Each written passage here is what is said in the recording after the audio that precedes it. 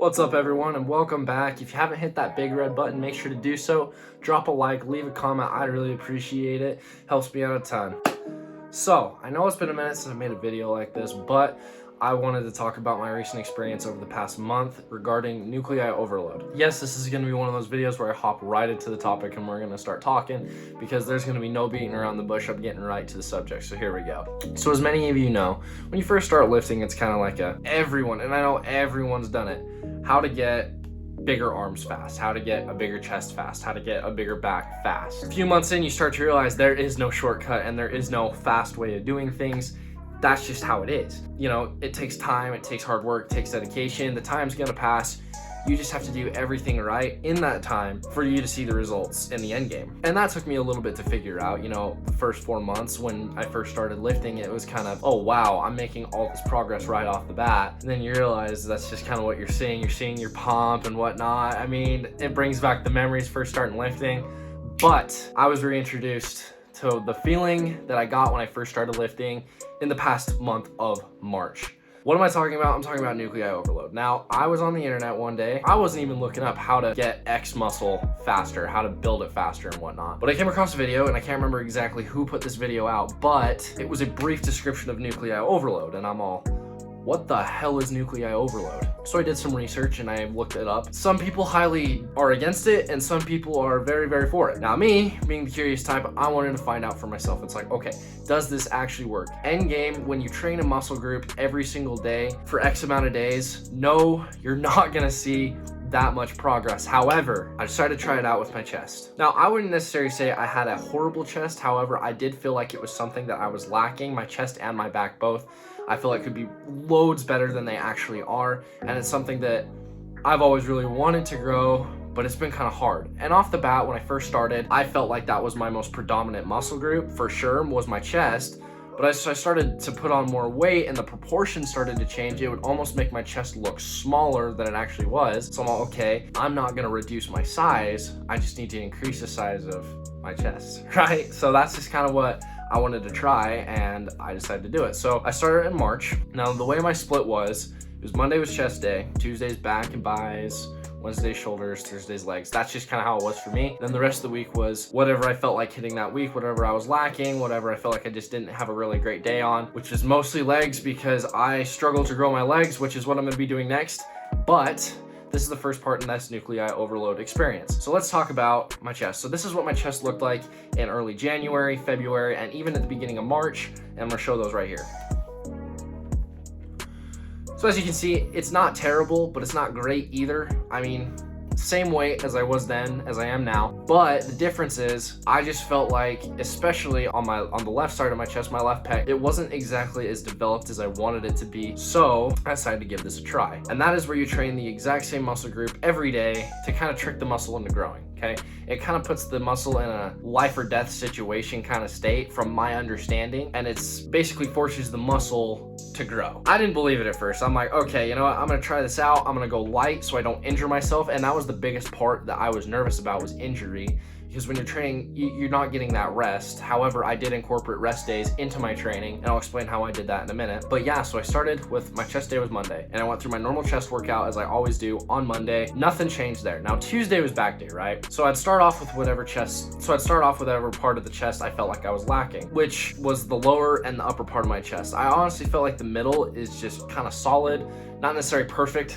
Can always be better, but I really felt like the lower part of my chest and the upper part of my chest have almost been neglected due to my lack of knowledge when I first started. And when you think, oh man, I'm gonna grow my chest sincerely off a barbell bench, that is not how it works. Not how it works whatsoever, but hey, we all start somewhere. So I started doing that, and the first 2 sets of my lift on a back day would be chest. So I'd hit the lower part of my chest, low weight, high reps. So almost like hypertrophy training. Get a pump in and I'd feel really good. And it's like, okay, whatever. So my first week, chest day, back with chest. Wednesday was shoulders with chest, which whenever I was hitting shoulders, I'd hit the upper part of my chest because I do feel like when you're shoulder pressing, you're almost hitting those muscle fibers as is. So I'm like, okay, that's gonna be a pretty decent way to activate that, is if I hit, you know, super, like I said, super lightweight, high reps for my shoulder day. Now, Thursday, where it was my leg day, I would just take a rest day from my chest at that point, and I would focus sincerely on my legs, no chest at all whatsoever. Now, Friday, it was back to being a normal chest day. So it's like Monday and Friday were chest days. And I noticed that the first Friday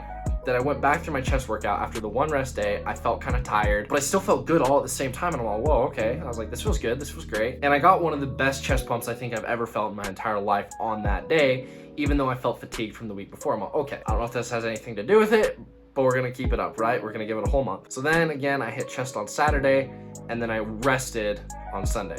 So it's like you have 3 training days, a rest day, 2 training days, and then another rest day, and then you're back to hitting chest. The Monday chest day, the chest day that was on that next Monday felt incredible. I'm all, whoa, this is great. And I almost felt like I started to see results. It was all, whoa, it's just like when I first started lifting, you start seeing results right off the bat. It was super cool. And again, back day was Tuesday, and I hit the lower part of my chest, Wednesday, upper, even though I'd hit lower, upper, and middle on Monday. After the second week, I noticed my strength started to go up, and I really felt like my chest started to feel more full. And I'm gonna show some pictures, and I really felt like I started seeing progress right off the bat, and I'm all, there is no way this is working. By the end of the month, my chest has never felt better. I've never felt like just more of a mind-muscle connection. And the best part of it is I really felt like my strength started to go up, and I started to feel more confident about hitting chest on a Monday, or just any chest day for the matter, because the worst part about hitting a lift is not feeling confident about that lift, and I struggle with my back still. So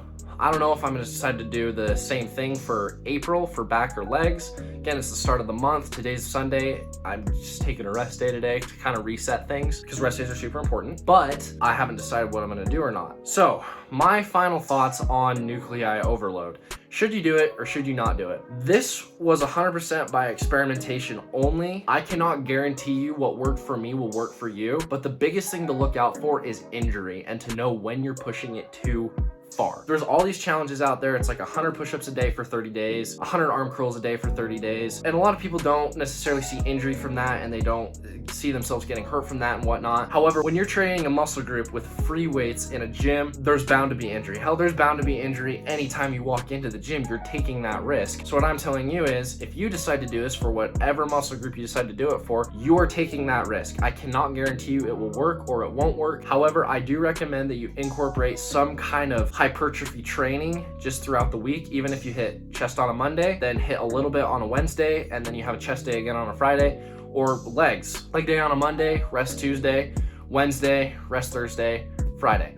Start hitting it 3 times a week. And I understand overtraining is a thing. However, you're gonna see more progress from overtraining than you are from undertraining. And I get that. The overtraining really can kill your gains. However, overtraining isn't gonna kill your gains as much as undertraining, underperforming, and just overall kind of being lazy. I'm just kidding, you're not being lazy, it's just a joke. But anyways, that's a quick video just on my opinions and my thoughts on nuclei overload. Again, here's kind of just an after.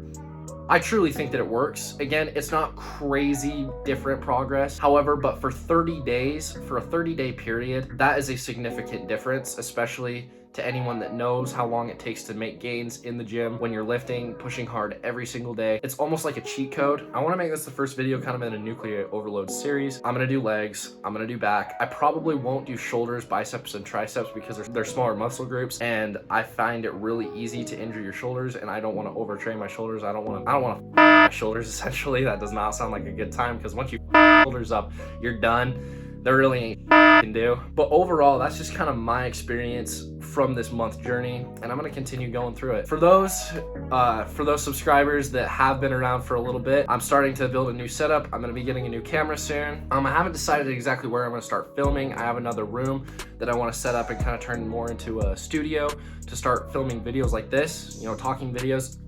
Really good lighting. I'm gonna get a ring light. I have the LEDs above me right here, and I like the vibe. I think it looks good. I just want better lighting, and that's what that ring light's gonna help out with. But no, overall, just gonna start putting more content out there. So again, hit that big red button. I really appreciate it. It means a lot to me. Make sure to follow me on Instagram at Easton A. Adams. That's my full username right there. I'll link that down in the description. A lot more weightlifting videos coming along soon. Things are gonna get really good. I'm gonna start uploading and posting more frequently, probably 3 videos a week. And again, thank you to you guys, people that watch my videos, people that like, share, comment, subscribe, the whole thing. I really appreciate it. It's been something that I've been doing for a long time, and now that I get to incorporate something that I love doing into another thing that I love doing, it's been really, really cool. It's been a really cool experience. So to those that have subscribed, thank you so much. It means a lot. And thanks for watching this video. I hope it helps you out. Leave a comment down below. Again, this is just my first experience with it. So if you have any stories that you'd like to share or anything positive or negative about this, again, leave it in the comments below and I want to address it in the next video. Thanks again for watching and I'll see you guys later.